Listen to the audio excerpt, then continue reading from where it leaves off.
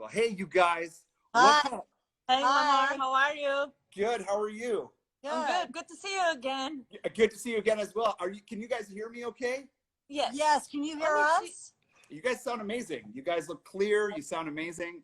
Okay. You look amazing. Don't judge me. I can't grow my hair like you, Samra. I try. I can't quite get it straight sometimes. You're almost there, Lamar. You're one of the girls. I know. I'm trying. I got my quarantine hair going on. It's really nasty. What I will say though is it is a pleasure again to see you guys. You guys are rock stars. I loved our last tasting. We had a lot of fun. We had a lot of fun. We had a lot of fun, and I was looking forward to this day. So thank you for taking some time and carving it out of your day to join me. I appreciate it. Thanks for having me back, Lamar. We're looking forward to a fun night. Yes. Yeah, it's going to be good. I'd be doing a disservice if I didn't say hello to some of our friends that have just joined us. If you've just joined us, we are with Samra and we're with Deborah with Alma Rosa Winery, you guys, from Santa Barbara Wine Country. I'm going to say hello to a couple people that have joined up. Todd, good to see you. I know I said hi to Mel and Mark Simmons already. Goodland Mom, good to see you. Katie Rogers, always a pleasure. And Jarvis Communications, always good to see you guys. Hope you guys are doing well, okay? You guys, I wanna jump in and talk a little bit about your backgrounds because you guys have a cool story, and I want to hear how you guys came to Santa Barbara Wine Country, and then let's talk about Santa Rita Hills a little bit. Well, who wants to go first? I'll tell the beginning, and then I'll tell my story. Okay. I've been in the wine business a long time. I started back in 1994. Wow. And most of that career has been in Napa Valley. And Okay. in 2013, I built a tasting room in Yountville, California, Yeah. Napa Valley, for a winery in Heston. And Samra was one of the people I hired to work in that tasting room. Awesome. Been fast friends ever since, but Samra brought something very unique to the business. And I'll let her talk a little bit about her background, but I was the first person to give her a job in the United States. That's awesome. Okay. Good. So yeah, I'm from Bosnia, from Sarajevo. So yeah, back at home I studied food sciences and got my bachelor's and master's. So I don't know, I was young and trying to figure out where I want to go, what I want to do. So I think when I started my master's degree, I really fall in love with the winemaking. Sure. I worked a lot with my professor of enology, and I decided it's like, okay, I don't know how will I become a winemaker, but this is what I want. So I figured it out, and yeah, I got accidentally end up 30 minutes away from Napa. I love it. Ever. Oh, that is so good. That is so good. I'm sure, and I can definitely understand. Yountville is like Michelin star Mecca. So you were spoiled with all that food. I oh know. My God. I mean, every day you see like 10, 15 Lamborghinis, Ferraris, it's like a day, like normal. It's like, oh. That's normal, apparently. That's normal. Yeah.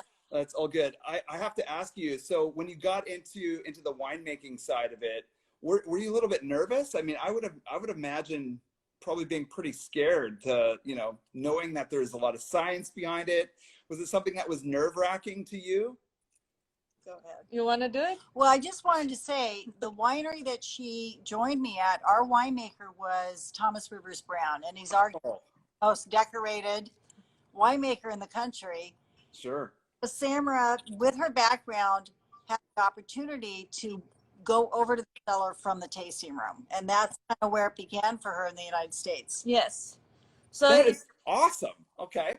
I think I was more excited than nervous. I don't think so that ever in my mind I was like, oh, I'm scared to do things. I'm scared. I was like, no, I just want to learn to make wine and to have experience as much as I can. So when I got my first internship with Thomas, it was like, super exciting. Yeah, Thomas Rivers Brown, hands down, incredible producer, incredible. So those are some huge shoes too that you have to follow in. And congratulations, that's huge. Definitely. I think I was so lucky to be one of his interns. I did 3 harvests with him. Oh, wow. It is amazing. They call me a queen of pump overs there. I, And it was really weird. I was like, that's the best part. So nobody wanted to do pump overs except you. nobody didn't want to. I was like, what fresh head when you can be like in a pump over. Like, I love it. I love it. That's so funny. That's good. Hey, that's not a bad title. I mean, I could sit there and do pump overs for a couple minutes at least, but I'll let you do it because, my gosh, knowing me, I'd probably just daydream and mess up everything. So I love that though. The queen of pump overs. How did you guys get involved in Santa Barbara wine country then? How did that happen? Well, after about a quarter of a century selling Cabernet, running wineries in Napa, I was looking for a change in my own career, something very different, and had the opportunity to meet Bob Zorik, the owner of Alma Rosa Winery, Yeah. and do something very different. And Yeah. at the time, Samra and I started talking, and there was no opportunity here. But going back to Thomas, although Thomas is famous for Cabernet, his personal brand, which is Pinot Noir and Chardonnay. And Wow. you know, many winemakers, including the majority up in Napa, will tell you that the holy grail of winemaking is Pinot Noir. definitely, Absolutely.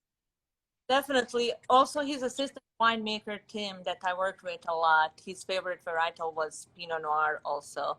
So it's good to hear all these opinions and discussions that we have now, since I'm making Pinots here, and Yeah.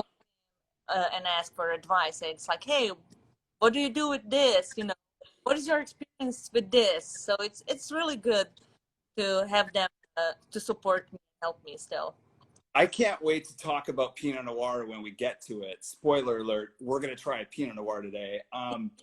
Because I want to hear like how you had to kind of modify your style of maybe winemaking, or how, you know, like how you have to kind of dial back a little bit, or maybe even be a little bit more intuitive with Pinot Noir. And I'm not saying that Cabernet producing is hard. It is not hard. It is ridiculously hard. It's easier than Pinot, though. We can all agree on that. Yes. It is. There's a weird like fine tuning that happens with Pinot Noir that you have to be sensitive to. So I can't wait to talk about that and the style part of it. Tell me a little bit about where Alma Rosa is for those that are watching that may not know. Just tell us where it's located and in conjunction to everything else. Well, we're located in northern Santa Barbara County. We're about 35 minutes north of the city of Santa Barbara, located in Buellton. The region is called the Santa Rita Hills, and is for a frame of people who are a little bit older, where Sideways the movie was filmed. And we were founded in 2005 by a California wine pioneer named Richard Sanford, and he was actually first to plant this grape, Pinot Noir, in the region way back in 1971. So we're part of the Central Coast, but we're the southern end of the Central Coast, north of Santa Barbara. And it is, as a native Northern Californian, I have to tell you, it's beautiful. And I have fallen in love with the region.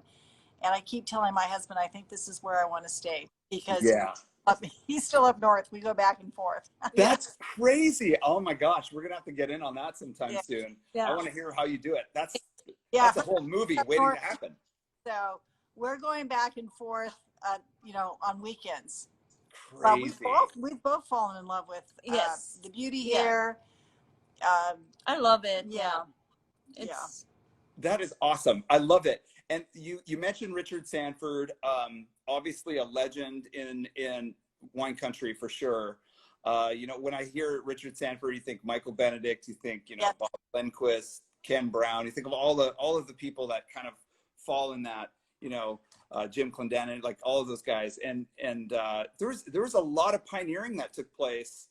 And I think I love that Richard Sanford you guys have that DNA in the winery of someone who is kind of one of the first producers of Pinot Noir there. So I'm excited to hear more about Pinot Noir, but I hear that we have a Chardonnay that we can jump in on. Yes.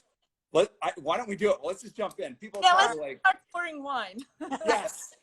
I sound better when we drink. It's I just know. a thing. Start with our this is our old labels. It's our Rosa Chardonnay. Okay. Yeah. Cool. Santa Rita Hills. Okay, so this is the Chardonnay. It's called the Santa Rita Hills Chardonnay, and this Yeah. is the old label. Okay, cool. Yeah.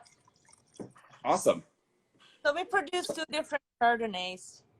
It's Okay. El Habli, which is our estate Chardonnay, Okay. our Santa Rita Hills Chardonnay. Okay. Talk to me about this particular Chardonnay, where you're sourcing the fruit from. Is this a little bit of estate fruit and then other vineyards, or? It's 43%. This particular Chard is 43% our estate, which is El Habli. Okay. And the rest of it is the vineyards in the Santa Rita Hills. Okay. Okay. Got it. And our El Habli fermented in barrels, and Okay. of the fruit we fermented in a stainless steel. Oh, okay. So you're doing like a split, a little bit of barrel, a little bit of stainless steel. That is very specific for our Santa Rita Hills, to keep a little bit more of the freshness and acidity in Santa Rita Hills. And what I love about this wine is the lemon and lime. Yeah. Like it definitely, I can taste it. That's so funny you're saying that. I could detect that a little bit on the nose, but I wanted to see if it translated and represented in the palate too. It does. Mm.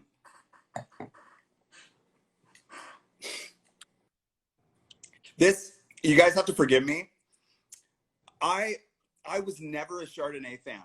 We weren't until we weren't either. I can't say that as a winemaker. No, this is interesting because in talking with Matt Brady, we both connected on that level. Like we were embarrassed to say Chardonnay was good, you know? And my colleagues are probably rolling their eyes right now being like, this kid hated Chardonnay. Yeah, I used to be one of those guys that used to like be like anything but Chardonnay, ABC, right? But until I came to Santa Barbara to taste wine for the first time quite a few years ago, Chardonnay changed for me. I don't know what it was. And I'll get to a story. I have a personal story, but this reminds me a lot of that Chardonnay that turned me on to this grape varietal. So I'm excited. I want to dive in more and geek out a little bit with you on this. How is this made when you get the fruit brought in from the vineyard? Talk to me about that. So it's a whole cluster press. Oh, wow. Okay.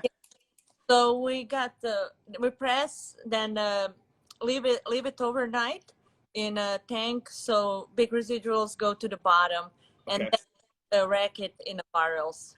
And we do barrel fermentation for all of our Chardonnays. Oh my gosh. Okay. So I didn't realize your whole cluster pressing this. This is cool. Yeah. And then what kind of, this is all stuff that I love, but like what kind of press are you guys using? Like a basket press? You guys using like the bladder press?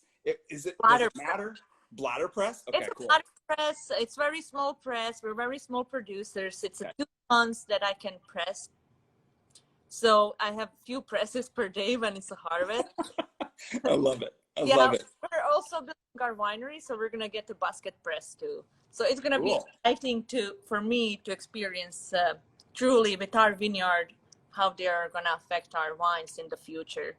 Yeah, I can't wait to hear kind of what you find results wise. Like, like how do you play? You know, back and forth. Yeah, it's gonna be fun because my first harvest in 2019 we didn't get too much grapes, so I couldn't play. Now 2020. Our vineyard is gonna give us full. How do you say in English? Full harvest. Full yield. Oh, full harvest. Yeah. So it's gonna be exciting. This year this harvest I can play like with the Chardonnay. Like what this? Do I want to use this yeast? So it's gonna be fun. Do I use just a natural yeast? So options just to see what we're getting from our estate. And you know, Lamar, I'd like to add that Santa Rita Hills is one of the smallest appellations in California, and the majority of what's grown here, over 3,000 acres, is Pinot Noir, and there are only about 500 acres planted to Chardonnay. Oh, so I didn't know that. What we're learning down here is how beautiful Chardonnay is. I mean, this is our owner Bob Zorick. This is one of his favorite wines. He loves Chardonnays, and I think we all have fallen in love with this grape in this region. It's spectacular. Yes. It is spectacular. I know that there's some people that have also agreed, and Christina, she says ditto. We have some people that are enjoying the Pinot Noir. already, but we can't talk about Pinot Noir yet. We can't, because today is a very special day. Katie Rogers reminded me it is National Chardonnay Day. Today. Oh, wow. Hey, Katie, how are you? Cheers. Cheers, you guys. Happy National Chardonnay Day. So I'm glad we had one in this tasting. Yeah. I think I missed that marketing opportunity today. You know what? I can't keep up with all the national days. I thought every day was National Wine Day. I guess that's coming up on Monday. I love it. Greg Brewer Wines. Hi, good to see you on here. Greg Brewer says, and also another amazing winemaker says, the lemon, the lime, the saline, the tendencies in Santa Rita Hills really special. And I've heard Greg really talk about that passionately. And that's the one thing I wanted to say is that a lot of the winemaking community has really kind of come together in unison and saying very similar things, which is it kind of creates this loudness about the branding behind quality wine at a price that is affordable. And I noticed that, and I'm sorry, this is spoiler alert again. I noticed that this Chardonnay is priced, and for me, I would have put this in like a $50 to $60 price point. We need to raise our prices. Dang it! No! Oh, no. But it isn't. That'll be my rationale for my next price increase. Great. Just get me on here and I'll just start adding dollars. Good. But what is the price on this? Is this? It's 38. Oh, okay. So it's 38 bones. Not bad at all. It's going to be $60 next time we talk, I'm sure. So my foot and mouth. I just put my foot in my mouth. Dang it. Oh, I'm sorry, you guys. I want to talk the vintage because we have 2017 here of other wines that we're going to get to, but because it's Chardonnay Day, I want to talk 2016 Chardonnay. What was it like in 2016? What were we looking at for Chardonnay specifically? Well, Samra wasn't here. Okay. So I think she can only reference things that she's read about the vintage. Let's be honest. Yes. She wasn't. Hey, that's okay. That's how we learn. All day long about Napa. I'm not sure that she can say very much about Samra. Yeah. Be honest. I remember 2016 in Napa for sure.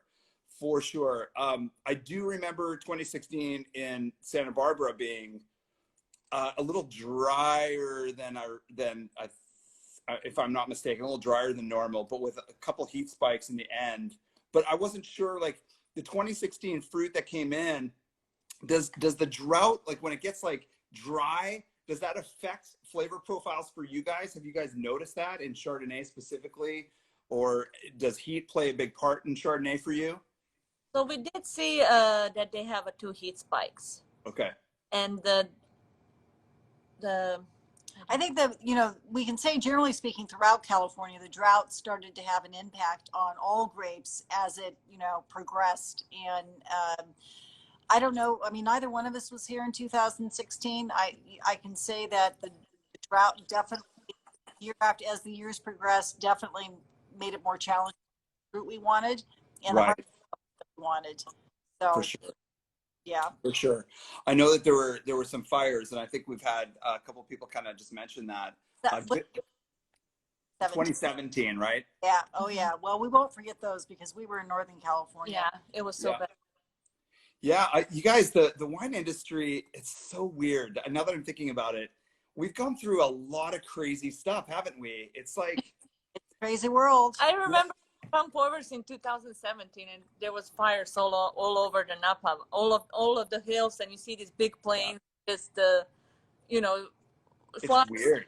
And it was like really, really weird.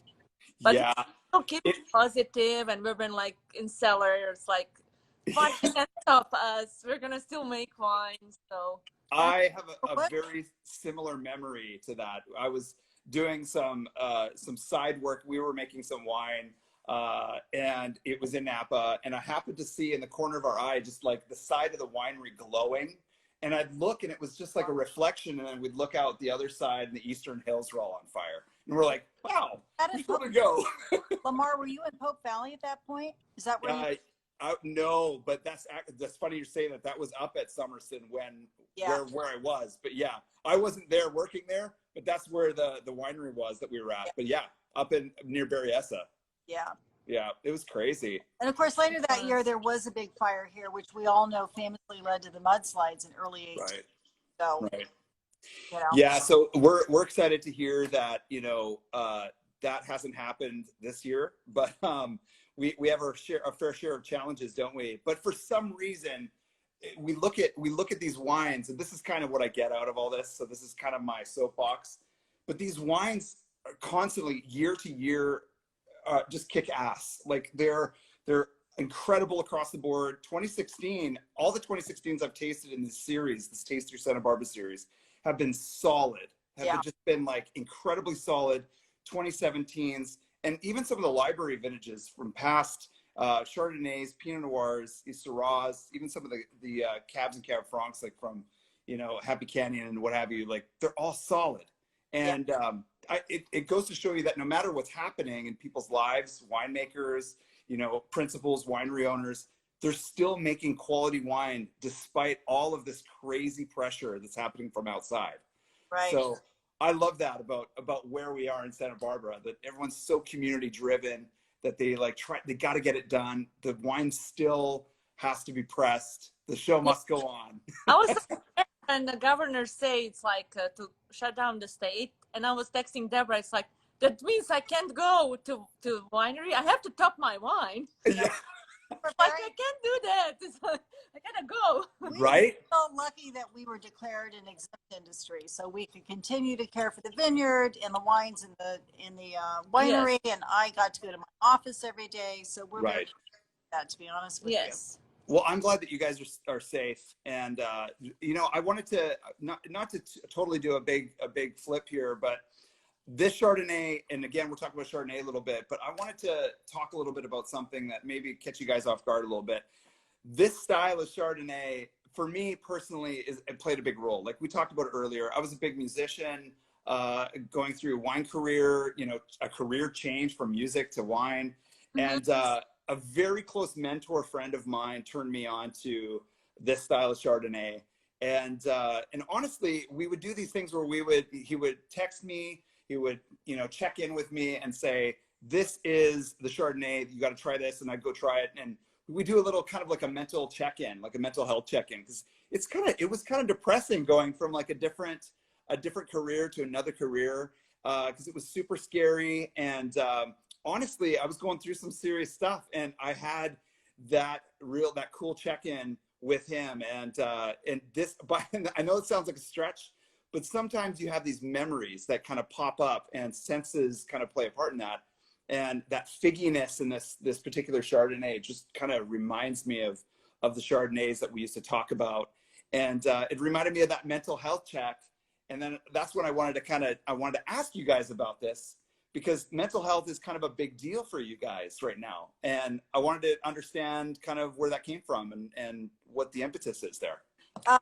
Our owner, Bob Zork, is involved in a lot of health organizations. He lives in Houston. He's a California boy, and he went to UC Santa Barbara where he met his wife, but he has a home here, but he does live in Houston full time. Got it. And he's involved in several medical organizations that focus on mental health.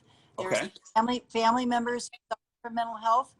And he and I agreed a year ago that we wanted to create a community program that we could support. And as you know, wineries are bombarded with requests. Yeah. And many other businesses, but we really wanted to focus our efforts on something that was important to us, meaningful. Awesome. So we actually reached out to the Staglin family, who's been doing for 25 years something called, what is it called? The Music Festival. Yeah. They, 25 years ago, organized a nonprofit that has gone on to become a large international nonprofit that funds important medical research in mental health. And we've been talking with them and asking how we can support their efforts and trying to understand what we could do on our own. Yeah. So we are now partnered with them and with a local organization called Mental Wellness Center of Santa Barbara County. Oh my gosh. Okay. And for the month of May, which turns out to be Mental Health Month, donating 10% of our gross proceeds to the Mental Wellness Center in Santa Barbara. And this helped the first of many such programs we do in the future. We are planning now a 10,000 step 5-mile walk through our vineyard in September. Oh, cool. Sign me up. In partnership with the Santa Barbara Vintner Foundation. And 50% of the proceeds will go to the Mental Wellness Center, which focuses on treatment and education. And 50% will go to One Mind, which focuses on research of the causes, treatments, and cures of mental health. That's right. Okay, so the One Mind Music Festival. You've probably been on the other side of that, always. Yeah. Yes, I know I have been. Yes. So Yeah. that's so fun. It's like full circle. The Yeah. Staglins have been such a huge Yeah. proponent of that, and I love that Right. Bob jumped on that because it's so needed, and I think it's needed in every wine region. I think that people need to like see the importance of that, especially people in the wine industry and the restaurant industry. I think they need to come together and have a little, just a little check-in, if you will. And that's a perfect way to like get involved, be around people, and support a good cause. I love that. So that's in September, by the way? That's in September. Everything Okay. this month, 10% is going to the Mental Wellness Center. Okay. And we wanted to kind of focus our charitable efforts, our community efforts on something that was meaningful to us. Yeah. And Bob and I have family members with mental health issues, and we're focusing on depression and anxiety. Right. And we wanted to do something that, was meaningful, like I said. And then, we find ourselves in this sort of surreal situation right now in the world, and it's probably never been more relevant, to be honest with you. 100%. I agree with you. We're going to, unfortunately, probably hear about things, after this starts to kind of wind down. I think that'll be a really prominent position for you guys to really kind of help like guide people and lead people to that. And I want people to get involved. That's why we talk about it on this kind of platform. And it would be a disservice not to talk about it. And so all of the proceeds, or I'm sorry, 10% of the proceeds in May go towards Wellness Center. Okay. Go to Wellness Center. Have a 100-bed treatment facility, which is fantastic. Oh, okay. That's in Santa Barbara. They do a lot of education, and they actually try to, I don't know if the word is intervene, but address children in late elementary and junior high, because they've learned that the earlier they can start working with people, the better the long-term results. So it's actually a very interesting program, and it's significant, and they serve all of Santa Barbara County. Oh, I love it. That's such a huge thing. I'm glad that we could chat about it a little bit because, like I said, like those, and when it comes to mentorship too, and this kind of an aspect too of like trying to get people to really understand that it doesn't take that much to guide people. Right. There's a lot of people that look up to people. Like there's people that look up to yourselves, look up to us. And it's an easy suggestion. It's something that can be easily connected with those kind of organizations. So people think it's harder than it is. It's actually not. It's super easy to get involved. I love that. Thank you for sharing that. That's so rad. Thanks for the opportunity. Yeah. Oh yeah, absolutely. I would be remiss to not be reminded of it. So, and National Chardonnay Day reminds me. I'm almost done. I have one sip. Okay. Well, let's move on to the next wine. What do you guys want to taste next? So it's our Pinot Noir, Rancho La Viña. Rancho La Viña. Beautiful new labels. Okay. Yeah. I love it. I love it. You guys, I think I've told you this before. This label is awesome. I had no idea why I was so attracted to it. But, it just, there's something about it that shows sense of place, and I don't know why. It just kind of draws me in. So talk to me about the label. What are we looking at here? That is actually the profile of our estate. We have a 628-acre estate that's up against, goes from the Santa Rosa Road, the valley floor, up into the Santa Rosa Hills, which is the southern boundary of the Santa Rita Hills appellation. Oh, smart. That is both the profile of our estate, gives us an opportunity to talk about the transverse mountain range here, which is what makes this region so special. The mountain ranges along the up and down the west coast from Alaska through Chile run north-south. Right. Santa Barbara County, where they run west-east and bring that cold Pacific Ocean air inland. Yeah. But Richard Sanford all those years ago decided, that was what was creating this ideal climatic condition for Burgundian varietals. So it's very much a sense of place. It's our profile. Sure.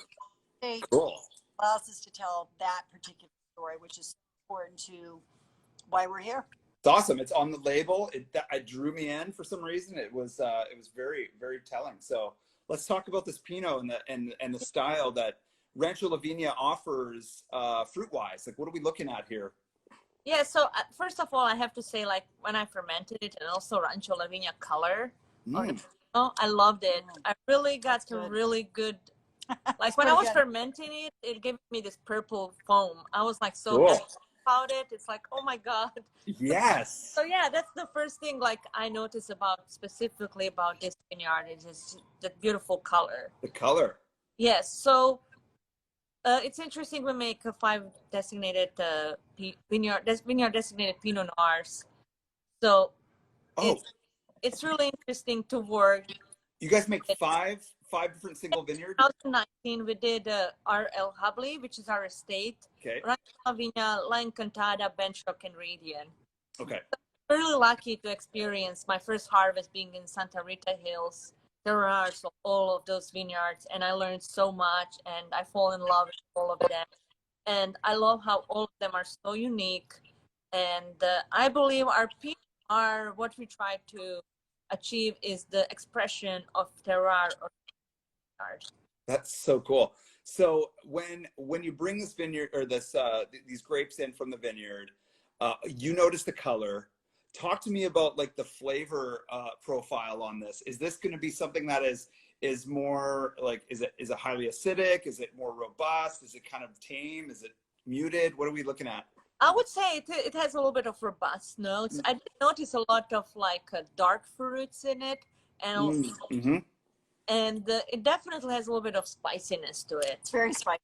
Yeah, I love that spice that I found in a few vineyards here. Yeah, today I went to our cellar and I smelled our Syrah, and I was like keep smelling black pepper like for a little bit until it's like, okay, I have to Irish this and let me smell other notes in it. It was really interesting to smell it. That peppery feature I have found to be very emblematic of this region as well. You don't necessarily pick that up in other California Pinot Noir regions. Yeah, there's something else that I'm trying to put my finger on, and I think it's like it's almost it might be seasonal, like it's a seasonal citrus, but it's not oranges, it's something else. It's like like when I notice stuff like that, I smell sometimes hibiscus. Okay. Oranges, but in the floral way. Yes, like, little blossom, like yeah. So, yeah. So I love us in this area. They're so perfumey. Like I feel like I pour a glass, I smell it for a while. I try to figure out how many things I'm smelling in a glass until I taste it. Oh my gosh. I have to ask this though. Because you have so many vineyards that you're playing with, and then you have the one kind of conception of each of those. How many blends does it take till you get to this? How many times do you have to taste and kind of play a little bit?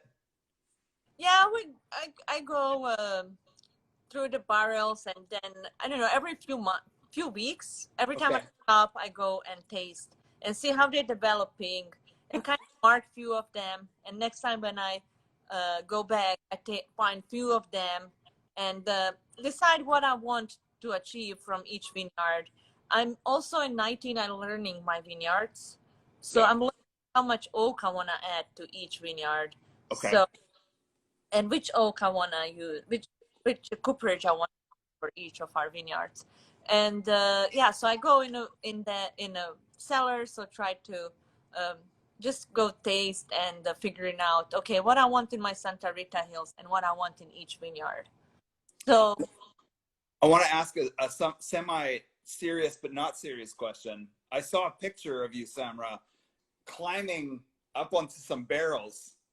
And oh, it's a notice violation. Shh. Oh, not climbing, hovering. It was a magical phenomenon. She was totally in control. She had a net underneath her and she had a harness. Yeah. She had a harness on. OSHA's watching. Honestly, I have to ask, was that a skill set of climbing and hiking that you had to learn, or was it something? Lucky that we're doing 2 and 3 high in our cellar. Yeah. In Okay. Alma, I worked with the 6 high. Okay. So I remember sometimes being intern and going in between the barrels and just climbing. I really loved it. I know because the ladders. Yeah. I think everybody who experienced cellar loves to climb the barrels. Yes. So Safely. climbing, Safely. yes. I never. Deborah's freaking out right now. Sorry, Climb. Deborah. No, I had to ask a We'll question. be 1 or 2 high in our new winery, which we are in the middle of designing with our architect. But Oh, wow. 2 to 3 high here, not too much. Yes. That's not bad. Very That's not lucky. bad. Good. Okay, let's talk. I'm kind of all over the place because I had to ask because I saw the photo today and I'm like, how is that? That's amazing. She's a ninja. She's a ninja. Yes. Let's talk clones of Pinot Noir. Like we always bring up clones, and the reason why people ask me like, why are you so stuck on clones? I like telling people the story of like, we didn't just have these grapes growing wild in California. Yes, there's some that were, but some had to be brought in. Some were brought in illegally, not Alma Rosa, but some were brought in illegally to California years ago. And, suitcase clones or whatever. And then some were brought in through NTOV and all of that. But they all have different personalities, don't they? Yes. I believe what I learned from my experience, it's like a mixture of the clone, of terroir, of the weather. Okay. So okay. I like when I go to vineyard that it's not our state vineyard and decide like which blocks I want to use. I truly believe in a palate and what tasting. Yeah. So sometimes I don't go just, okay, I want this exactly clone. I'm going to vineyard and take the blocks and kind of have all of that together and decide, okay, I want to try this block. This is a question for both of you. Can you walk in a vineyard and kind of taste the berries as you're walking through and know like right away that, no. Oh yeah. No, I can't. No. Deborah, what's going on? No. Oh yeah. I can. I cannot look at a leaf and say, oh, this is such and such. No. When I started, wow. One was Cabernet Sauvignon, so that was like I can remember this one. For sure. Like everything. Like, I don't blame you. Hard, but it's like it's kind of Cabernet Sauvignon. Yeah, like I think that was kind of that was a big eye opener for me. How many grape leaves there are, and looking at this, like I think at one point we had a framed, I don't know why I'm pointing over here. There's a giant map over here of Spain, but we had a framed ampelography, like all of the different grape leaves, and then the names underneath it, and going through like all of the wine examinations I've gone through, I was so remiss that they did not ask me, what is this grape leaf? Because I would have been able to go, oh, I know that one. Never asked me once. So I don't blame you, Deborah. Like this, no heavy, if you can't tell what the grape leaf is, what grape it is. But I can tell, and I think a lot of people can, is very early after harvest. Yeah. In the winery, you can take quality. You can tell if something's going to be good. That's true. That's true. That's been my experience. Yeah. I learned that from Thomas. He believes in a vineyard and quality farming. And I worked with Tocalon and Beckstaufer Vineyard. When I would sow those berries, I would be, oh my God. I remember first harvest when I received it, and I was like, oh my God. Yeah. This is like perfect grapes. So I believe in that too. Like that when you have a good vineyard practices, when you are detailed with your vineyard, when you have passion and when you give good grapes, then for me, when I bring it in winery, I don't want to manipulate grapes too much. I want to show the vineyard and what that vineyard by itself can give it to the wine. And she mentioned oak early. I think very conservative. We're something 40 and 50% new oak with our Pinot Oh, Noir. wow. Okay. That is Closer to 40, 40%. 30, some of them. okay. Yeah. That's So, not bad. Yeah. and I think, if I may add, with the Rancho Vina, we have a lot of expression here, but not any overt oakiness. I agree with you. And this does distinguish our winemaking style from some other Pinot Noirs that are, being produced in California. Yeah, this does still have, and I know we've talked about your Pinot Noirs before, and this is the reason why we wanted to get you guys on again, because there is something like it's a thumbprint that you guys have really like excelled in Santa Rita Hills. This is what it's like. This is the expression, and for me, this is like Santa Rita Hills in a glass all day long. And you're right. There's not a lot of like outside influence, and it's pure. It has good backbone, good freshness or acidity. Right. But it's perfect in a glass. Like, it's perfection. I love it. This is very good. We're not drinking these wines every day, and it's been a little while since I've had the Rancho Vina. It's delicious. It's wild, right? Yeah, it's so good. Good. I always say like Pinot Noir is a female in a male grapes because I love the smell of the Pinot. It smells like a woman. Like I love it's got like feminine qualities. It's like, I remember this perfume, like, sometimes it's like you try to remember, it's like, this reminds me of something back, I don't know, when I was years old or something. So I love that. That's cool. Yeah, it is really interesting with Pinots, that you get that. I want to give a little shout out again before we go to our last wine. We had Linda Braxton, Lynn's Braxton, sorry, Lynn's. She said earlier, I saw it and I was like, I gotta say that because that's really wild. I'm going to find it. She's like, I'm not a fan of Chardonnay. We'll go back to Chardonnay. To say the least, she's not a fan of Chardonnay at all, but she says, but Alma Rosa's Chardonnay was a game changer. And I love that. That's huge. That's a testament of how amazing that Chardonnay is. I think we both feel that way. Yes. We haven't been big Chardonnay fans, but we love the expression of that grape in this region. Of course, we love ours. Yes. And of many of the Chardonnays here in Santa Rita Hills, they've got that great verve, that nerve, that acidity, that brightness. Yeah, I agree. And then Mark Simmons, who, by the way, Mark Simmons and his wife have watched, I think, every single one of our Taste Through Virtual series.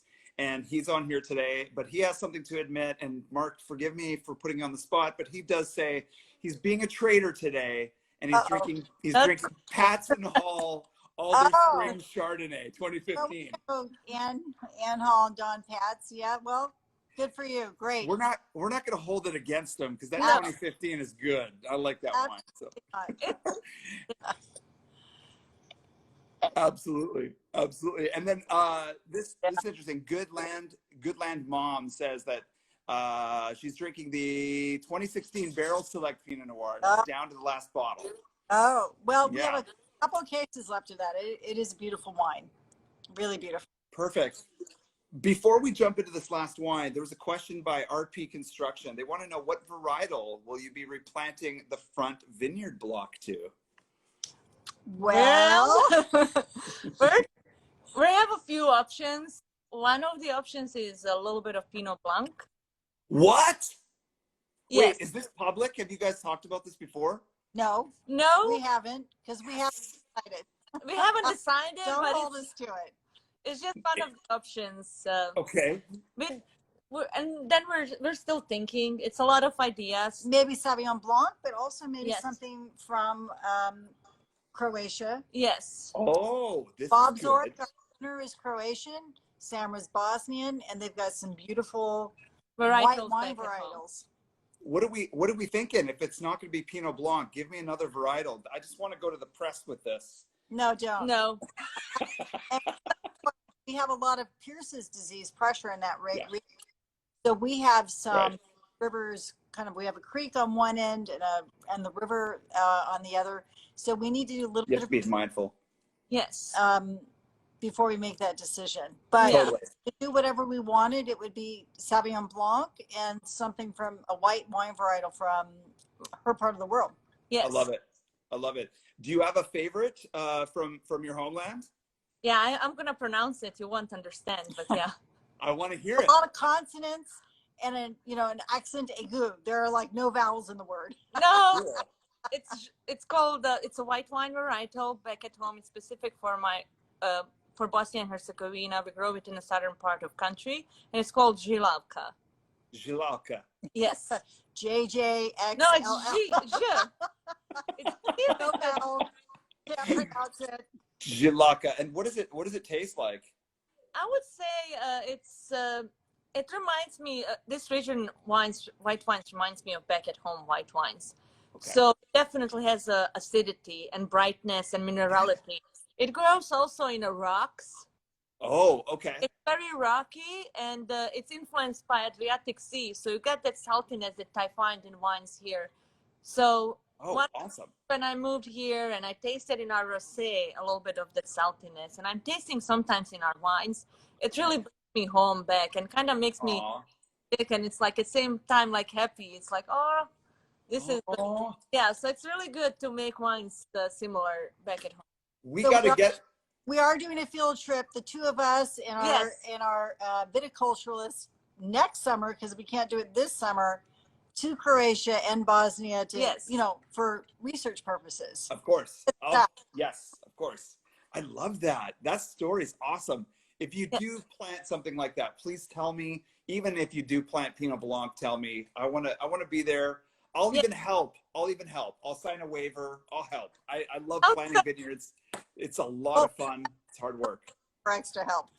Say that again. What was that? We will hire you. She's always looking for extra help.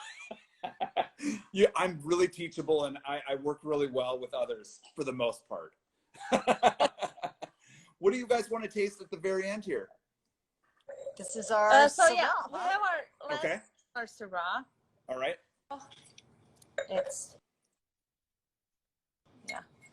This is our. It's really hard to pronounce this vineyard for me. Donica. It took me a while to figure it out. This is like a Scottish name. Scottish name. Gaelic. Yeah. And it's about 2 or 3 vineyards west of us. Okay. Yeah. Mountain range. It's an organic vineyard. And we harvested fruit from this vineyard in 16, 17, and 18. And then in 19, Samra did some. Go ahead. Our estate. Yeah, so it is exciting. 2019 was the first year that we brought Syrah from our estate. Oh, wow. Grapes, so we did blend it with Grenache together, but starting 2020, we're going to have estate Syrah, which is really exciting. That is so good. I have estate Grenache. Yeah. Oh, and by the way, Good Land Mom says it's Gaelic, not, and I don't know if I said it's Gaelic. It's Gaelic for young male warrior is what perfect. See, not only my language is hard. Yeah. And a lot of consonants, not very many vowels in there. Donica. Hey, the English language is hard. I still can't speak English. Oh my God. I had better marks in English than I had in my own language. Because my language is so bad. The grammar, it's horrible. We have 10 past tense, 10 future tense. It's just. Oh, wow, really? For female, it's always this different than a male. And then we have, every time when I stop something, it always changes at the end. Yeah. So you're nailing, your English is amazing. No, you're fine. Yes, I love it. Let's talk about Syrah, you guys. So I love that you guys have your own estate Syrah 2019. More to come on that. Can't wait to taste that when it's going into bottle. Let's talk about this one though, because when I first opened it and I poured it, and it automatically caught me off guard, like in a big way, in a good way. Good. It's huge. It is. It's good. You of course let it evaporate. Syrah, it's really big comparing to Pinot. Beautiful dark color. And wow. We age it in a 40% new oak. How did you keep the alcohol so low? I can't detect alcohol. The alcohol is low, but it's massive. It's a massive wine. And I mentioned that this is a couple of estates west of us, and in between is 11 Confessions from Manfred Kronkel. So that this region, especially the higher elevation of our mountains, are producing beautiful Syrahs. Yeah. This is delicious. And again, awesome. we're not drinking these wines every day, so I haven't had this in a while. Yeah, It's it's really delicious. I love the way this is developing. Yeah. Yes, So, always fun to make. yeah. Okay. How do you approach this wine when the grapes come in to you? How do you approach it? Is it similar, like whole cluster, or do you do that, or? So I played with it. I did a little bit of whole cluster, but Okay. as a Thomas student, loves business, and I I love that. I love that. believe that I'm a berry person too. Yes. Okay. Yeah, put 20%. That's the highest. I did few grass, and then one was a whole berries, and then 20% the whole cluster. So yeah, we look at the numbers, we look at the color extraction and everything. We want to make a little bit bigger Syrah. Yeah. So yeah, and then I decide how I want to go when I get those numbers. And this is our newest release. We just released this in April. Oh my gosh, this is really amazing. Beautiful, yeah. And I do want to say, our 16 we had on wood a little bit for a shorter period, and we found that so big we needed to age it longer. So the 16 was aged longer. Okay. Okay. The oak, and this is beautiful. Mm-hmm. This is so good. This has a lot of qualities that I recognize as ageable qualities for sure. Like you could if you wanted to. I wouldn't be able to, but you could if you wanted to. You could lay this down. Yeah. You could lay it down for a couple hours and then bring it back up. Well, that's the American way. It sure is. I know a lot of my sommelier colleagues love Syrah, and they love like older Syrahs, and I can see them really kind of digging this and maybe buying a case of it and putting some of it away, which I recommend everybody doing. Buying a case of it, pulling one out each month, seeing where it's at, and then buy a case again after the year's up. Like, honestly, that's the best way to taste wine, in my opinion. And I'm not selling you, I'm just saying. Totally. Yeah, it is. The It is. perfume, It's very perfumey. Yeah, I love beautiful. it. Oh my gosh. It's changing in the glass too, which is so fun. This is like a night wine that you can just enjoy all night. Super fun. Have a cigarette. No, that's very European. It's very European. No. We Americans. Talk to me about Syrah in like that has inspired you. I know that this is a very interesting style of Syrah. Was there a Syrah that both of you could maybe say, oh yeah, that's the Syrah that made me fall in love with Syrah? It doesn't have to be Alma Rosa. It could be anything. Right here. No, I don't know very much about Syrah. I think for me it was when I worked for Michael Mondavi family. That's the first time I didn't make with Thomas. That's the first time I made a Syrah, have opportunity to make.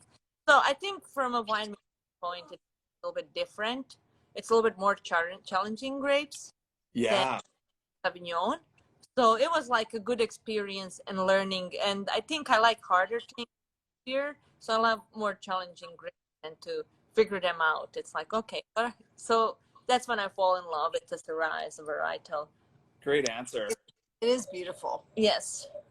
I love this. So I'd be again remiss to ask you if you could have a Croatian dish or Bosnian dish with this.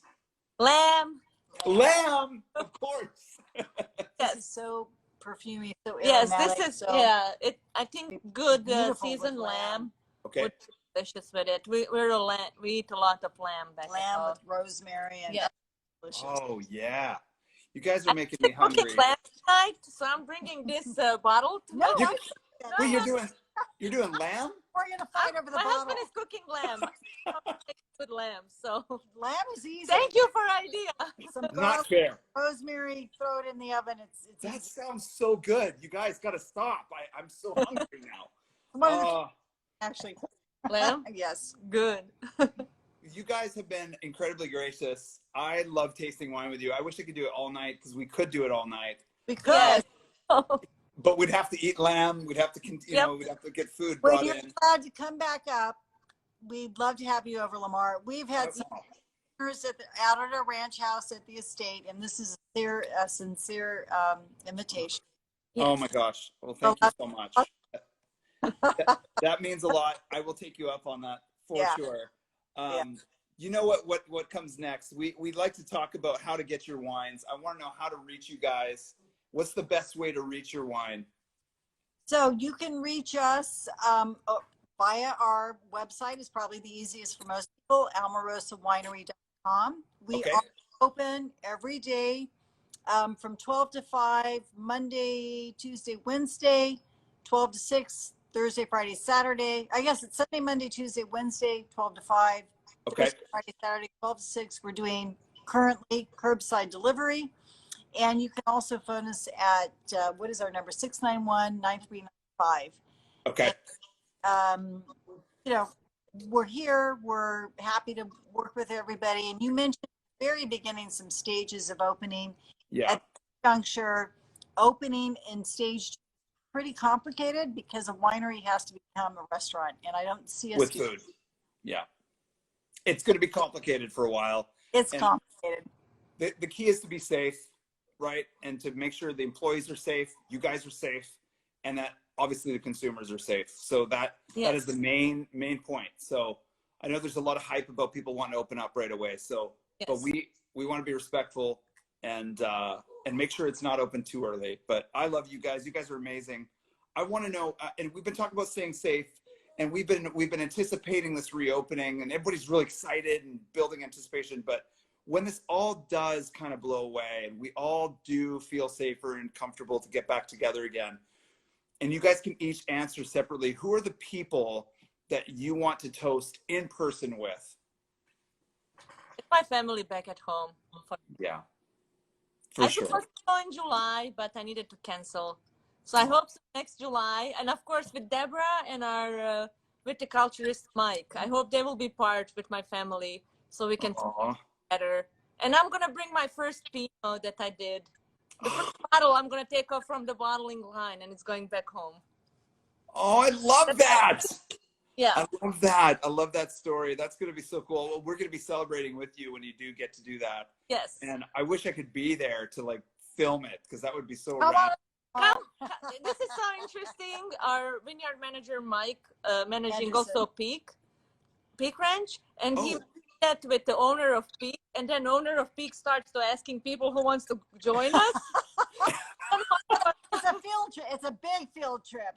So Mike was at the end. It's like, Samra, I'm not guaranteeing how many people.